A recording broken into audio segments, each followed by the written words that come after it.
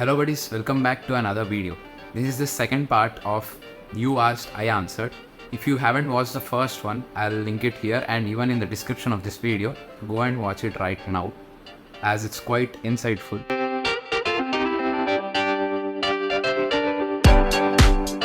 Now let us look at some of the questions asked by our subscribers through Instagram and LinkedIn. So the first question is, which streets are safe to stay at South Campus? If you look at this map right now, the streets which are crowded with Indian students are basically, if you look at this is the South Campus, and this is where you'll be boarding the bus at Main Circle. And right from this street, Caledon Avenue, Springville Avenue, and Kenmore Avenue, coming to this street, this is Niagara Falls Boulevard. The 5 most famous streets, according to my knowledge, are, if you look at the map, Montrose Avenue, Englewood Avenue, Heath Street, Merrimack, and Tyler. These 5 are quite popular streets where maximum of the Indian students reside. And the next streets are Custer, Northrop, Winspear, Flash Street. And the second question is regarding the Stampede, that's the bus transportation provided by the college. So basically you have an app called UB Mobile. As you can see on the screen, there's UB Mobile. So the first one is UV Learns, from where you can access all the assignments, homeworks, quizzes, study materials, exam schedules, everything. That is the main platform the college uses for communicating between students and teachers. But right now they have introduced the new platform called UB Brightspace.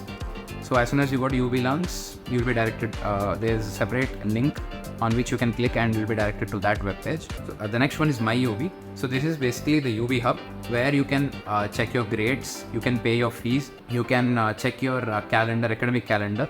You can, and this is the main portal for selecting your subjects, professors, and for add or drop everything. So that is basically My Hub. And the third one is Transport. If you click on that, as you can see, there are 5 other options. The first one is Transportation Tracker.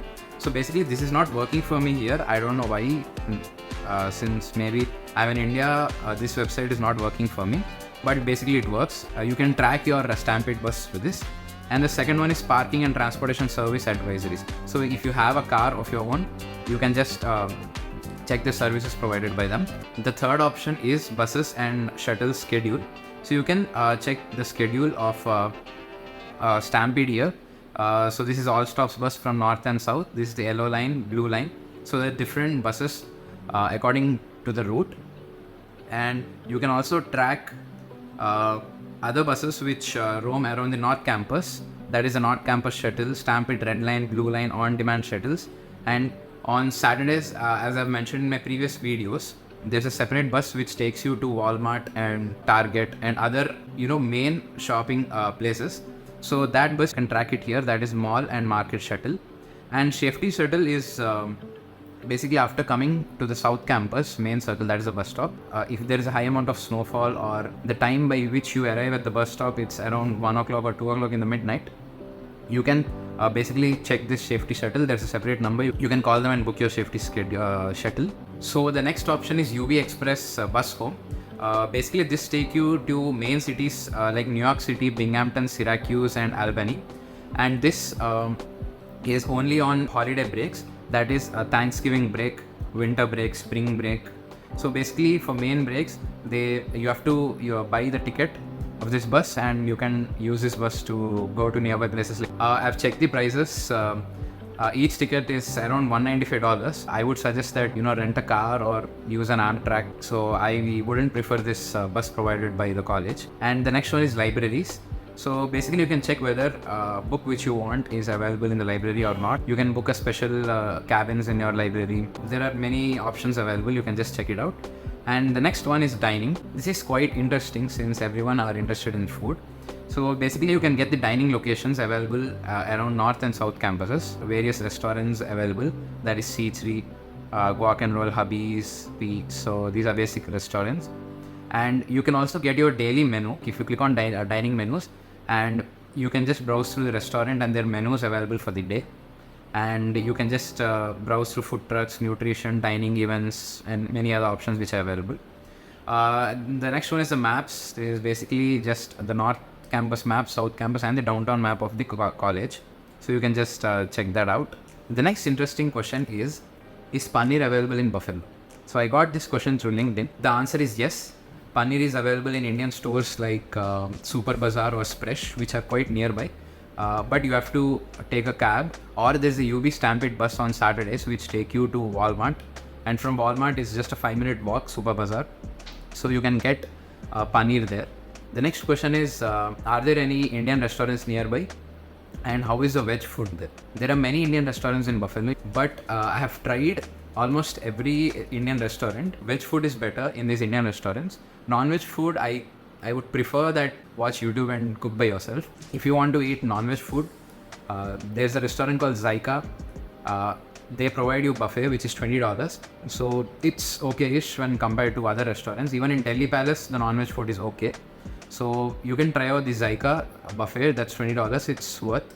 And if you want, you can check out other Indian restaurants too. It's totally your choice and it totally depends on your taste. The next question is SSN required to open a bank account? And is there any charge to maintain the bank account? To my knowledge, SSN wasn't required to open a bank account. I opened my bank account. They just ask you for your lease agreement, your US phone number, your passport, your I-20, I-94.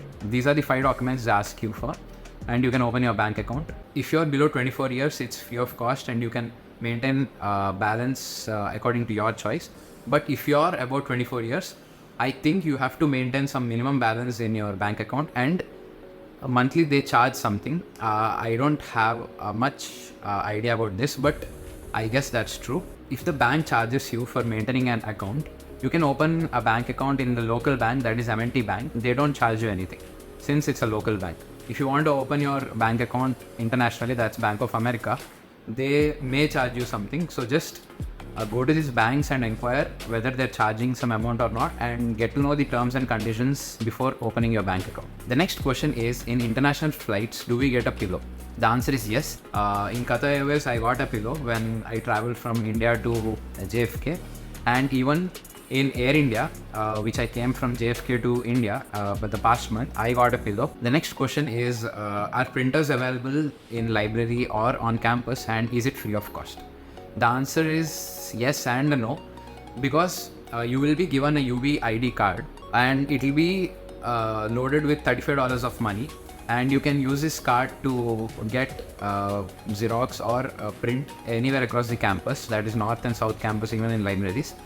So basically there's an app called Vepa app you can download from Android or iOS store, and if you don't have a physical card with you, you can use this Vepa app to directly take Xerox from the printing machines. As soon as you open the Vepa app, you can log in with your UBIT credentials, so it's directly linked to your account, and you can upload the files which you want to take Xerox. And basically there's NFC. So as soon as you go near that machine, there's an NFC point where you have to tap your phone. So once you tap your phone, the machine directly detects and you get your Xerox. So if you don't have a physical card, you can use this app called Vepa Print. The next question is, do we get any deals on McD, Wendy's, Tim Hortons or Starbucks? The answer is yes. The first time when you install an app, there are many offers available on McD, Wendy's or Tim Hortons app. The first thing you have to do is try installing their app and check out the rewards and offers you get.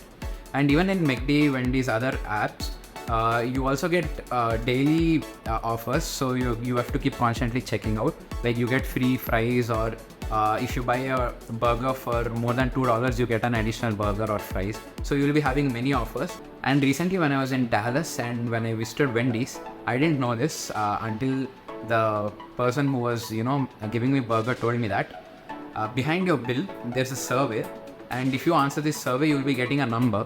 It's a 6-digit or 7-digit number, and if you go to that person who is billing and show that number, they give you a free burger. This is applicable in McD and Wendy's also. I've tried both of them. And if you go to DQ and fill the survey behind the bill and give them, you get a chocolate bar. Like it's a chocolate ice cream bar. But this item changes every time with the offer. So when I filled out the survey, I got burger in McD and Wendy and a chocolate ice cream bar in DQ. But the survey will take you around 2 to 3 minutes to fill. So that's, I think anyone can do that. So next time if you visit McD or Wendy's, behind the bill there's a survey. So just try filling out the survey and the location at which you visited that store and give your feedback. you'll be getting a number. Show them that number and tell them that you have filled this survey, and you'll be getting free food. And the next question is, do we have meals option at campus? The answer is yes, you have meals option. You can just pay them per semester or even for a year, I guess. I have no idea, but you can opt for meal plans and you can use your points to eat meal anywhere on the campus. But I would suggest not to opt for this plan since the food is not good every day. Don't take meal plans since the points get wasted. The next question is, are there Indian restaurants on campus? The answer is yes. There are 2 restaurants to my knowledge, Tikka Table and Bollywood Bistro. These 2 are Indian restaurants and the food is okay-ish in both of the restaurants. In Tikka Table, the biryani is fine. Samosa chaat is pretty good in Tikka Table. And if you go to Bollywood Bistro, the food is quite good in Bollywood Bistro. It's very good. Like you can get a meal for $11. In that you will be getting 2 curries, rice, roti, everything. So I would prefer Bollywood Bistro than Tikka Table. But there's a problem with Bollywood Bistro is that you cannot use campus dining points or campus cash. You have to pay with real money, that's dollars, and you have to take a meal. But coming to Tikka Table, if you're doing a part-time on that day, you'll be getting 1 meal on the day you work in part-time. So that meal you can use it in Tikka Table. And the next question is, can we pay our rent using our part-time money? So it totally depends on how many hours you work and how many days you work in a week and what is the rent of your house. So consider if rent of the house per month is $450 and your part-time New York average like minimum wage worker in New York gets $13 to $14 per hour. So consider if you get $13 per hour and you work 5 hours a day and 3 days per week. So that is $13 into 5 hours into 3 days. You work 3 days. So that's $195 per week. So for 4 weeks you get $780 and your room rent is $450. So even if you subtract the room rent, you will be left out with $330. And even in this $330, you suppose you spend $100 for groceries, and $100 is huge for one person groceries. I spend around 40 to 50 max on groceries. So just subtract 100 to $30. And if you start having food outside, like at least 1 or 2 times, so subtract another $100 maybe. So still you will be left out with $130 monthly. So yes, you can pay your room rent and also save some money with this part-time, but only if you work like 15 hours or 20 hours per week. So suppose if you work only 10 hours per week, it will be 15 into 10 hours, that's 150 per week, into 4, that's 600 monthly, minus 450, you will be left with only 150. So it totally depends on how much rent you are paying and how many hours you're working. So it completely depends on you. So that's it for this video, guys. I kind of like this type of videos, like where you ask questions and I'm able to answer them. So this is the second part of You Asked, I Answered. So if you still have any questions or queries regarding the college, just hit me up on Instagram or LinkedIn. I'll try to make a third part of this video, and I'll be continuing this series maybe because many of them have a lot of doubts. So that's it for this video, guys. Take care. See you in the next one. Bye bye.